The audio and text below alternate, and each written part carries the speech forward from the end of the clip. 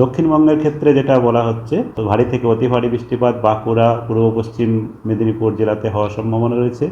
উত্তর দক্ষিণ চব্বিশ পরগনা, কলকাতা, হাওড়া এবং পুরুলিয়া, পশ্চিম বর্ধমান, ঝাড়গ্রাম এসব জেলাতে ভারী বৃষ্টিপাতের সম্ভাবনা রয়েছে।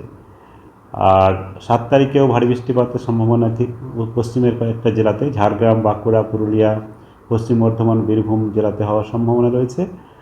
আর তার পরের দিনও বীরভূম, মুর্শিদাবাদে এক জায়গায় হতে পারে। তারপরে বৃষ্টিপাত আমাদের দক্ষিণবঙ্গে কিছুটা কমে যাবে, তবে হালকা থেকে মাঝারি বৃষ্টিপাত অনেক জায়গাতেই হতে থাকবে। উত্তরবঙ্গে বৃষ্টিপাত ধীরে ধীরে কমবে। বৃষ্টিপাত এক দু জায়গায় হতে পারে, তবে বৃষ্টি বেশিরভাগ জায়গাতেই কমে যাওয়ার সম্ভাবনা রয়েছে। কেবল এক দু জায়গায় করে ভারী বৃষ্টিপাতের সম্ভাবনা থাকছে। 7-8 তারিখেও এক দু জায়গায় হতে পারে। 9 তারিখ থেকে আরও উত্তরবঙ্গে বৃষ্টিপাত আরও কমে যাবে।